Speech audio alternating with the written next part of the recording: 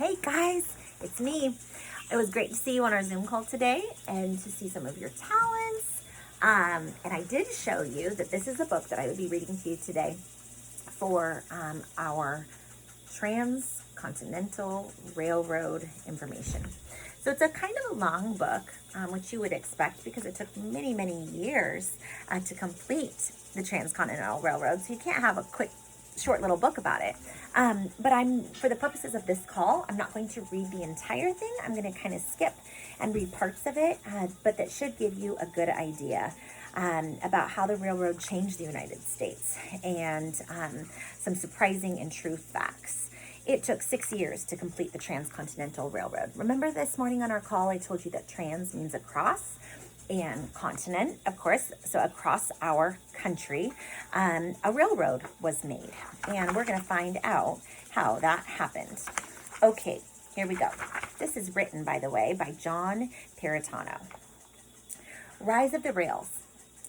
In the early 1800s, the only way that people could travel throughout the United States was on foot or by boat or horse. In 1804, a British inventor built the first steam-powered locomotive. Notice this word here is bold, so that tells me if I look back in the glossary, it's going to tell me what that means. So locomotive, I find the word here, and it says an engine that pulls or pushes railroad cars. It can be powered by steam, electricity, or diesel fuel. This one happened to be powered by steam. Soon after, the railroad came to the United States, and by the end of the 1800s, people could travel from New York to California or across the continent by train. This transcontinental railroad would make travel faster and make many new things possible.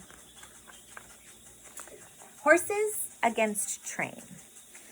The Tom Thumb was the first steam locomotive built in America. In 1830, there was a race between the Tom Thumb and a horse named Lightning. Each pulled a wagon full of people. The Tom Thumb was ahead until there was a problem with some of its machinery. In the end, Lightning won. But the Tom Thumb still proved that trains would be very useful in the future. Okay, by 1835, there were more than 1,000 miles of railroad track in the United States. Most of the railroads were in the eastern part of the United States in the 1800s. Because moving supplies and people was easy by train, railroad companies began laying more track and building more trains. The Iron Horse, as people nicknamed the train, was here to stay. Finding a way west. In 1848, gold was discovered in California. As this news spread to the eastern part of the United States, people began moving west. And at the time, there were only two ways for people to reach California. Both were really long and difficult. As you know, we learned about that in our last story. They could take a train to Omaha, Nebraska. Then they would have to cross the Rocky Mountains on foot or by stagecoach, wagon, or horse. Travelers could also reach California by sailing around South America. But however you look at it, it took a long time to get there. So in 1850, about 55,000 settlers risked their lives traveling to California by wagon, hoping to strike it rich. In June 1859, thousands more made their way to Virginia City, Nevada, after gold and silver were discovered there. As people moved westward, a better and faster way to travel was needed more than ever. Many people believed a railroad was the solution. So in 1853, the U.S. Congress began looking for the best route for the railroad across America. Surveyors, again, that word is bolded, so I'm going to look up what surveyors means and tell you. Surveyors are people who determine the boundaries of a route by measuring angles and distance with special instruments. So surveyors found 5 possible routes or paths that could be taken. A man named Theodore Judah tried to find a way for the railroad to pass through the Sierra Nevada of California. This mountain range was the largest obstacle a transcontinental railroad would face. In 1859, Judah went to Washington, D.C. to ask the U.S. Congress and President James Buchanan to support his plan. All right, I am going to skip a little bit here. There's some really interesting things, but it's quite long. I will read here, though, because Abraham Lincoln, you guys know, we learned about him, and this involves him and his part in the Transcontinental Railroad. In 1861, Abraham Lincoln became president. Lincoln supported the idea of a transcontinental railroad. He thought it would bring the country together while helping America to grow.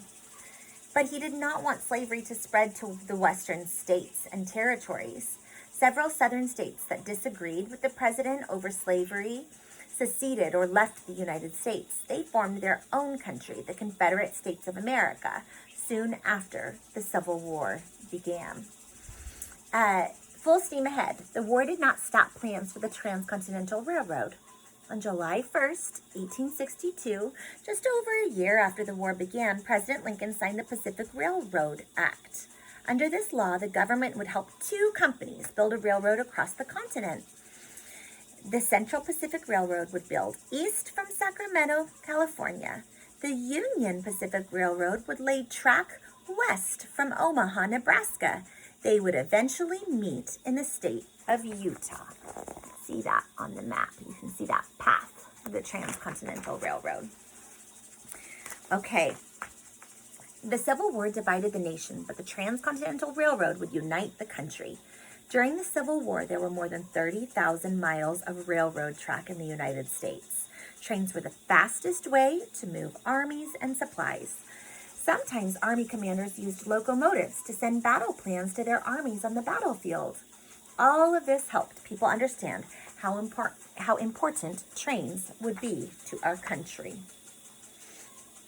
All right, so they did. They started to lay these tracks on the railroad down in January 8th, 1863.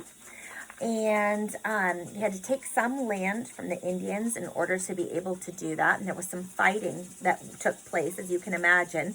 The Native Americans did not want their land imposed upon.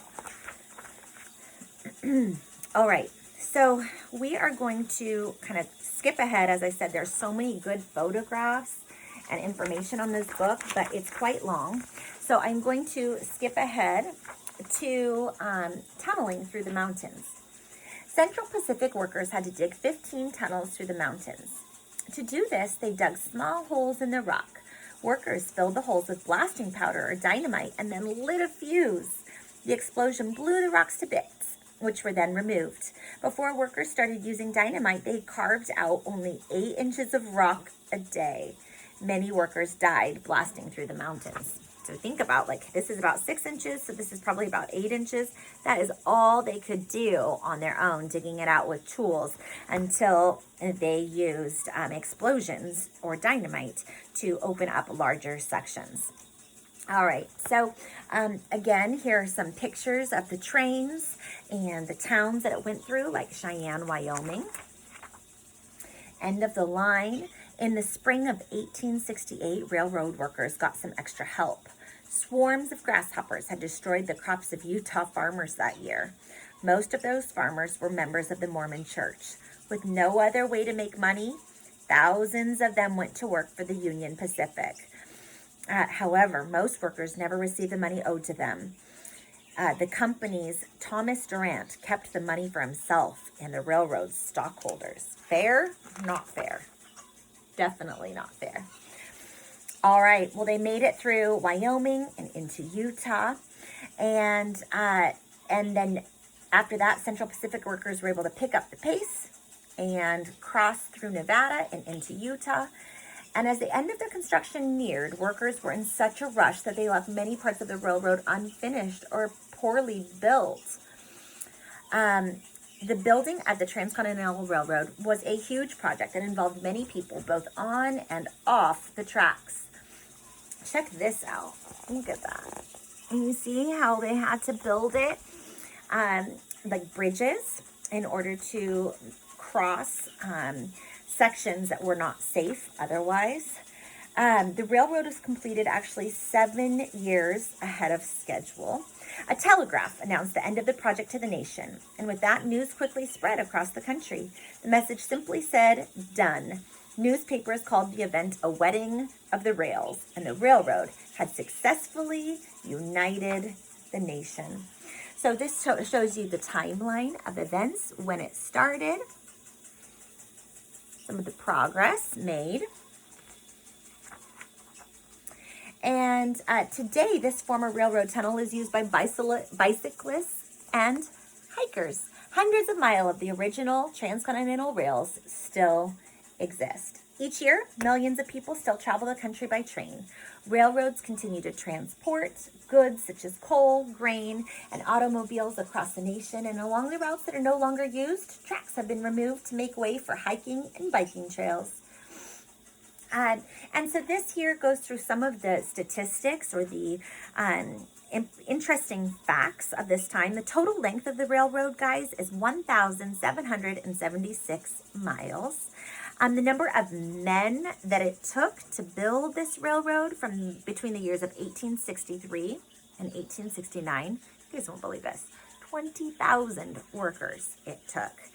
And they, let's see what else is interesting here. The Transcontinental Railroad crossed Native American lands, and a lot of immigrants also helped to build this. So there's lots of other resources included here if you're interested, and lots of great books on the Transcontinental Railroad. If you want more information, message me.